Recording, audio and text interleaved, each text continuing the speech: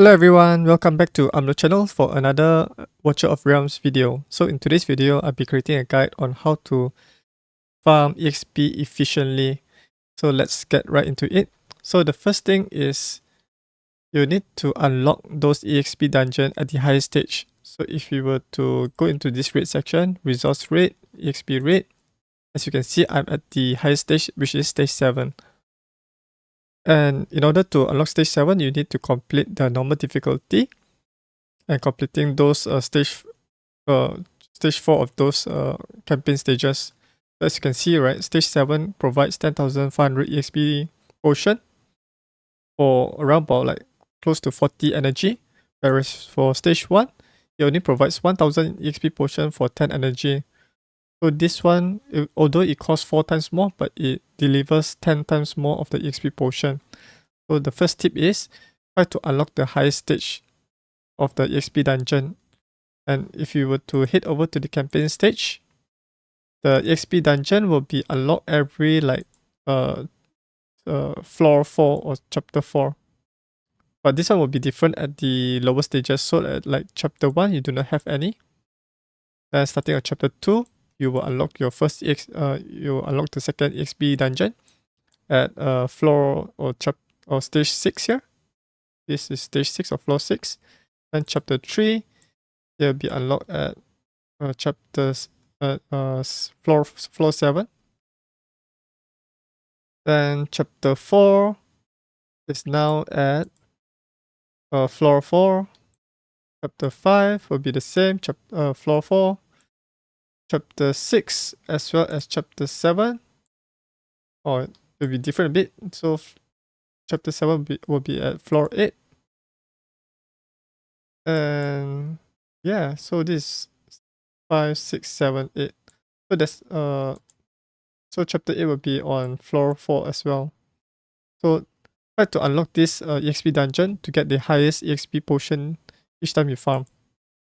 So that's the first tip. The second tip is to get the EXP bonus. So in order to get this EXP bonus, you can purchase it from the shop. So this one basically doubles the EXP that you gain from the battle. So if you gain like 1000 EXP potion, it will double to 2000. So you can purchase this for 150 diamonds. Or you can go to the time limited offers, scroll all to the way to the right hand side and get the resource chest and purchase this for like maybe like 2 to 3 USD for this EXP potion or EXP bonus card. So there's 2 ways to get it.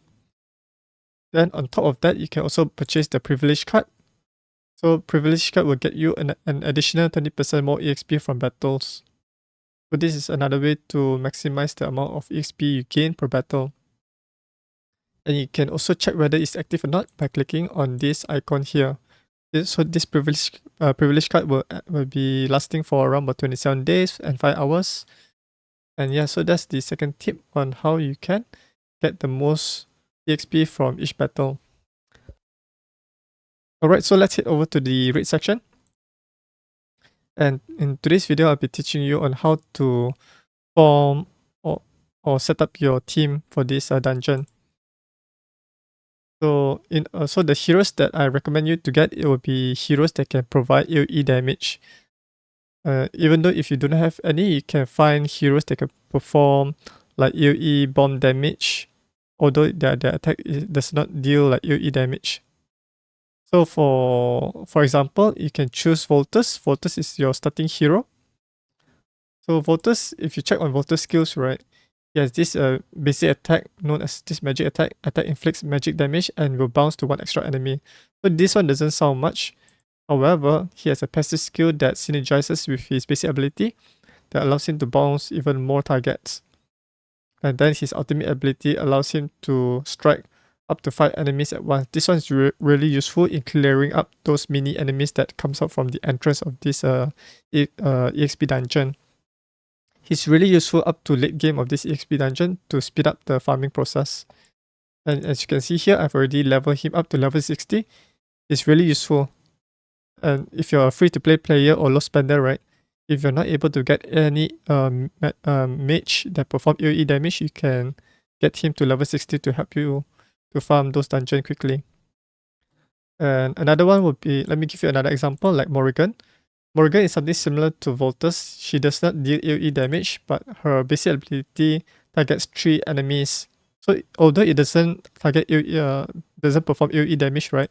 If you check her other skills, right, she release a wave of cursed bombs, and these cursed bombs deals some magic damage to the target per second and explodes at the end, dealing 50% AoE damage to the surrounding enemies. So this is what makes her quite useful in dealing AoE damage to these mini enemies in the EXP dungeon. So you need to read the hero skills to understand how they perform in the battle, so you can unleash their fullest potential there. And then also take note about their other passive skills, like this one. Increases basic attributes of faction allies. This one is the Lord skill.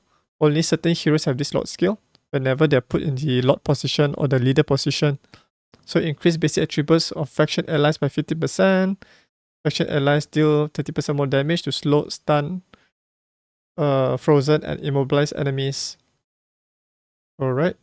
So in order for this one to work, right, she needs to be paired or synergized with heroes that can apply a slow or stun, such as like this epic starter hero that you can get after playing for like 7 days. I think 7 days. So Theowin is able to perform this hamstring passive skill. If Blade Hurl and Last Saber are triggered when casting hamstring, inflict slow. And if you do not have him, you can also start off with this elite hero. This elite hero is much better because he's able to apply slow, but at a lower cost, as well as I think lower cost and faster rate. And he's easier to maximize his skills as well, because it's much more easier to get what's this called? This rare skill dust as well as this rare skill crystal compared to epic heroes. And then so that's the first tip, is to use heroes that can perform AoE damage. And second tip is to synergize those heroes to unlock their fullest potential. And the third one would be to use the lot heroes, so that the more heroes you have on this team, right, you will activate this ability even more often. And then I've also included some strong single target damage dealer to take out the mini bosses, where it comes up with along with the mini mobs. Alright, so that's basically some tips for you on how to select heroes to clear the enemies quickly, in case if you do not have these heroes on your account. Alright, so let me start the battle. Alright, so let me pause the video first to explain how this map works. So as you can see here, right, there's the blue portal on the left hand side and a red portal and on the right hand side. Basically, the enemies will be coming out from the right side and moving on to the left hand side. So you can build your heroes. Let's say if your heroes are not strong, you can build your heroes to defend on the left hand side. If your heroes are strong and can defeat the enemies quickly, you can build them on the right hand side. So let me show you how early game players would do. So for early game players, right, what would they do is they will put a defender hero here to protect the entrance, and then add in a damage dealer on the top hand side, so that they can, as you can see right here, right, I selected my damage dealer, AoE damage dealer Voltus. You can strike these enemies within these red tile boxes. So put him just in front of this defender here, so you can attack the enemies. Okay, and then you can put in more heroes to fill up this kill box. So as you can see here, right, my second damage dealer can access this tile here, and then this guy can also access the tile here. So enemies that falls in this area, right, will get killed quickly. And then let's activate Volta's skill. So Volta's skill can clear out all these mini-mobs quickly, and then activate Narvi to gain more points. And then I can put my hero here to apply the, what's it called? The slow here. Just has this frozen ice to slow the enemies, as well as allowing Morgan to deal even more damage. So put all your damage dealer in this kill box to kill the enemies quickly. I can put my single target damage dealer here, kill the enemies. And once if the enemies are too many for this hero to block, right, you can put in your second defender at this location. So it can help you to tank the enemies. So this is the early game setup where most players would use in order to defend their post. They can activate the skill. The downside of this strategy is you need to wait the enemy from the left hand side, so there's a time delay there. So this is not really an idea, but this is one of the good starting point for those players who don't have strong gears equipped on their account right now.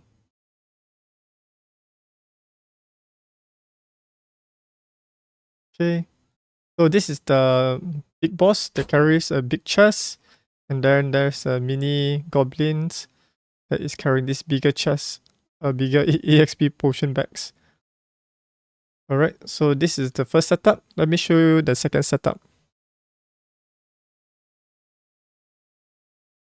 Alright, so for the second setup, let's say if your heroes are really strong, what you do is you put the heroes at the entrance section, and then put Narvi to block the big guy that is carrying the bigger potion, because that guy is much more difficult to defeat. As you can see, I can activate my skills quickly to defeat these heroes. Then apply this guy to apply the freeze, and then I'll wait for a while to unlock my stronger damage dealer here. The reason why I take out this guy, summon this girl early, is because I want to charge up her magic or her rage quickly, so she can deal even more damage.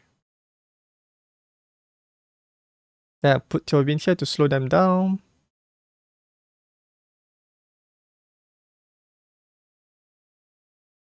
I put another archer here.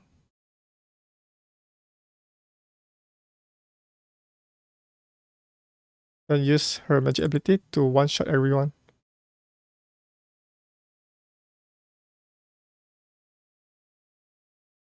So this way you can, once the enemy come out, you can quickly like finish them off.